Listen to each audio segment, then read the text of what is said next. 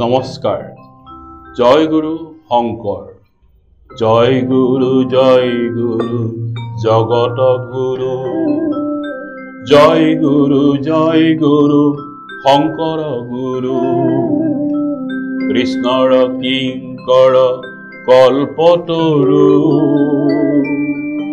ওহি আমাৰ পৰম গুৰু। ওহি আমাৰ পৰম গুৰু।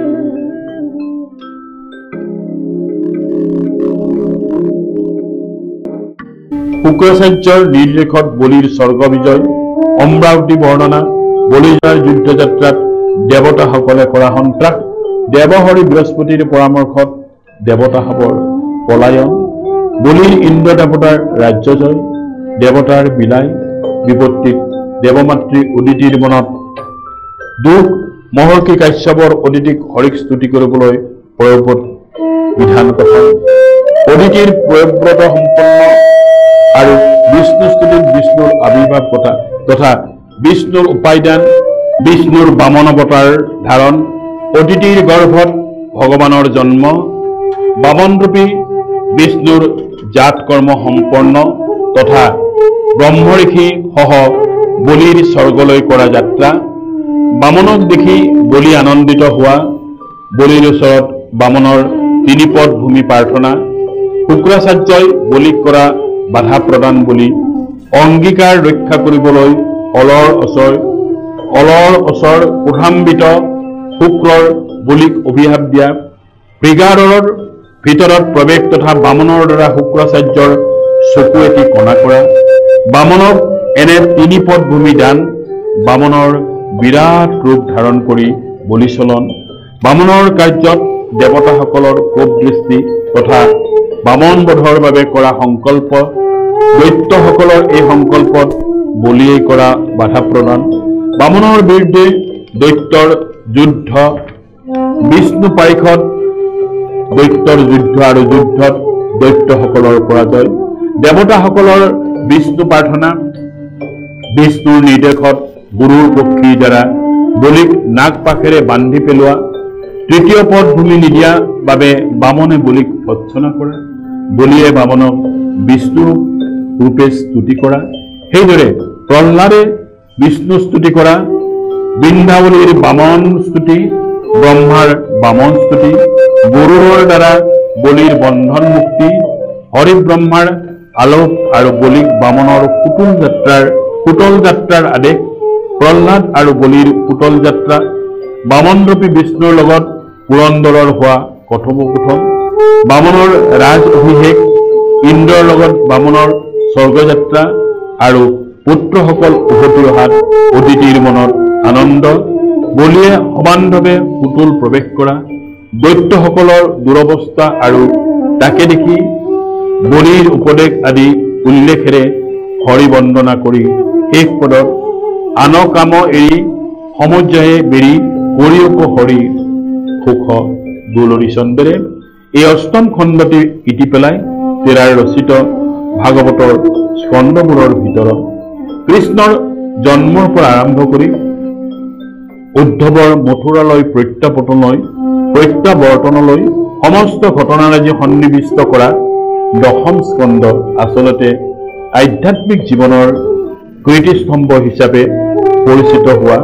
কিংবা সংগীত শাস্ত্ৰৰ নৱৰসৰ লগতে ভক্তিৰসৰ প্ৰভাৱেৰে উজ্জীৱিত, সকলোৰে অতি আদৰৰ আৰু গুৰুজনাৰো অতিকৈ প্ৰিয়, মুঠতে ভাগৱত বুলিলে সকলোৱে দশম স্কন্ধকে আদৰি লোৱা। এই স্কন্ধৰ মুঠ পদসংখ্যা 2463টা আৰু 100টা অধ্যায়ৰ বিষয়সমূহ হ'ল পৰীক্ষিতৰ কৃষ্ণ জন্ম বিষয়ক প্ৰশ্ন, বহুদেৱ দৈমুখীৰ বিবাহ, নাৰদৰ উপদেশ, পুত্ৰপদ, কংসৰ দ্বাৰা কাৰাবাস, বিষ্ণু স্থিতিত কংসৰ চিন্তা, দেৱতাৰ বিষ্ণু স্তুতি, শ্ৰীকৃষ্ণৰ জন্ম, পিতৃমাতৃৰ স্তুতি, বসুদেৱৰ দ্বাৰা কন্যাহৰণ, কংসৰ দ্বাৰা যোগমায়া বধৰ চেষ্টা, ৰূপ দৰ্শন, কংসৰ দ্বাৰা ক্ষমাভিক্ষা, দৈত্যসহ কংসৰ মন্ত্ৰণা, নন্দোৎসৱ, নন্দ বসুদেৱৰ সাক্ষাৎ, পুতনাবধ, আৰু ৰক্ষাবন্ধন, তৃণাৱৰ্তবধ, যশোদাৰ বিশ্বৰূপ দৰ্শন, বাল্যলীলা, উপদেশ, অৰ্জুন ভঞ্জন, বৃন্দাবন গমন, বৎসাসুৰ, বকাসুৰ বধ, উপদেশ, বনভোজ, অঘাসুৰ বধ, ব্ৰহ্মাৰ দ্বাৰা গোপহৰণ, বলভদ্ৰৰ মোহ বৃক্ষৰ মোহ, ব্ৰহ্মাৰ কৃষ্ণস্তুতি, ব্ৰজলৈ প্ৰত্যাৱৰ্তন, গোপৰূপী শ্ৰীকৃষ্ণৰ বনগমন, ধেনুকাসুৰ বধ, কালীয় দমন, নাগপত্নীৰ স্তুতি, বনাগ্নিপান, প্ৰলম্ব বধ, গোপবনক দাবাগ্নিৰ পৰা উদ্ধাৰ, বৰ্ষাবনন, শৰৎ বৰ্ণন, উপদেশ, গোপীসকলৰ গীত, বস্ত্ৰহৰণ, উপদেশ, বিপ্ৰপত্নী প্ৰসাদ, বামুণৰ ৰামকৃষ্ণ পূজা, ইন্দ্ৰৰ যজ্ঞৰ উদ্যোগ, ভংগ আৰু গিৰি পূজা, ইন্দ্ৰৰ ক্ৰোধ বৰ্ষণ, শ্ৰীকৃষ্ণৰ দ্বাৰা গোবৰ্ধন ধাৰণ, নন্দ আৰু গোপসকলৰ আলোচনা, ইন্দ্ৰৰ স্তৱ আৰু সুৰভীৰ দ্বাৰা অভিষেক, নন্দহৰণ উদ্ধাৰ, কৃষ্ণৰ গীত, গোপীৰ বৃন্দাবন গমন, শ্ৰীকৃষ্ণৰ ৰাসক্ৰিয়া, গোপীৰ কৃষ্ণলীলা আৰু অন্বেষণ, গোপীৰ কৃষ্ণস্তুতি, কৃষ্ণ গোপীৰ পূৰ্ণমিলন, ৰাসলীলা, গ্ৰন্থকাৰৰ পৰিচয়, শংখচূড় বধ, গোপী গীত, অভিষ্টবধ, কেশী আৰু ব্ৰহ্মাসুৰ বধ, অক্ৰগমন, অক্ৰূৰৰ স্তুতি, মথুৰা যাত্ৰা, ৰাজ কবল, সুদামক, বৰদান, কুজিৰ লগত আলাপ, ধনুভংগ, মল্লযুদ্ধ, সুৱলয় বধ, চানুৰ মুষ্টিকৰ লগত যুদ্ধ দেখি পিতৃমাতৃ মথুৰাৰ নাৰীৰ বিষাদ, কংসবধ, পিতৃমাতৃৰ বন্ধন মোচন, উগ্ৰসেনক স্থাপন, নন্দাদীৰ প্ৰত্যাৱৰ্তন, জাতকৰ্ম, বিদ্যালাভ, গুৰুদক্ষিণা, মৃতপুত্ৰ দানন্তে মথুৰা আগমন, উপদেশ, গোপী উদ্ধৱ সংবাদ, নন্দাদীৰ সান্তনাৰ পিছত আকৌ গোপী উদ্ধৱ সংবাদ আদি বিষয়বোৰ অতি সুস্থপূৰ্ণ কৰি অনুবাদ কৰাৰ বাবেই অসমীয়া সমাজত ভাগৱতৰ দশম স্কন্ধন বুলি কেৱল দশম নামে ভক্তসকলে আকোৱালি লোৱা এই খণ্ডত কৃষ্ণৰ লীলা মাধুৰীৰ বিষয়ে অনুবাদৰ মাধ্যমেৰে কৰা বৰ্ণনা ৰাজিত প্ৰকাশ পোৱা ভক্তিৰ গাঢ়তা ভাষাৰ মাধুৰ্যই এয়া যে জীৱনৰ শেষ কালৰ ৰচনা এই কথা উপলব্ধি কৰিব পৰা গুণেৰে সমৃদ্ধ। আনকি উক্ত স্কন্ধৰ আধাৰত ৰচিত তেৰাৰ আধ্যাত্মিক জীৱনৰ আন এখন উৎকৃষ্ট কাব্য কুৰুক্ষেত্ৰৰ জৰিয়তে গুৰুজনাই শ্ৰীকৃষ্ণৰ মূল চালিকা শক্তিৰূপে উপস্থাপন কৰি কাব্যখনৰ পাতনিৰ পৰা শেষলৈকে পৰম পুৰুষ কৃষ্ণৰ বিভিন্ন লীলাময় কাৰ্যাৱলীৰ দ্বাৰা কৃষ্ণয়ে যে শ্ৰেষ্ঠ দেৱতা তেওঁৰ বাদে আন কোনো শ্ৰেষ্ঠ দেৱতা নাই এই কথা অনুবাদেৰে কৰা শাস্ত্ৰসন্মত ব্যাখ্যাবোৰত অতিকৈ মনোৰম বৰ্ণনাৰ সমাহাৰ ঘটোৱাৰ লগতে জীৱনৰ প্ৰতিটো মায়া মৰীচিকাৰে ভাৰাক্ৰান্ত হৈ এই জগতত জীৱই এনে নানান আহুকালৰ পৰা কেনেকৈ শ্ৰৱণ কীৰ্তনৰ মাধ্যমেৰে ভজনীয় দেৱতা কৃষ্ণৰ কৃপা লাভ কৰিব পাৰে তাৰ নিদৰ্শন দাঙি ধৰা বিষয়বস্তুসমূহৰ মংগলাচৰণ শ্ৰীকৃষ্ণৰ কুৰুক্ষেত্ৰলৈ গমন ৰজা আৰু মহিষীসকলৰ কৃষ্ণক ঈশ্বৰ জ্ঞান নন্দ আদি অন্যান্য সকলৰ কুৰুক্ষেত্ৰ যাত্ৰা কৃষ্ণৰ গোপী সংবাদ গোপীৰ মনোৰথপূৰ্ণ যুধিষ্ঠিৰৰ কৃষ্ণ মহিমা বৰ্ণন কৃষ্ণমূৰ্তিৰ পত্নীৰ বিবাহ বৰ্ণন সত্য লক্ষণা ৰোহিণীৰ বিবাহ বৃত্তান্ত মুনিসকলৰ আগমন আৰু স্তুতি বসুদেৱৰ প্ৰশ্ন যজ্ঞাৰম্ভ কৃষ্ণৰ প্ৰবোধ নন্দ বসুদেৱ সংবাদ বকুলবাসীৰ বিদায় বসুদেৱক তত্ত্ব জ্ঞানোপদেশ প্ৰদান মৃতপুত্ৰ আনয়ন কুকুলপুৰীত বলিৰ স্তুতি মৃতপুত্ৰলৈ প্ৰত্যাৱৰ্তন মৃত পুত্ৰ হবক দেখি দৈৱকীৰ আহ্লাদ উপদেশ প্ৰাৰ্থনা আদি কাহিনীসমূহৰ লগত অন্যান্য কেইবাটাও কাহিনী সংযোগ ঘটায়ো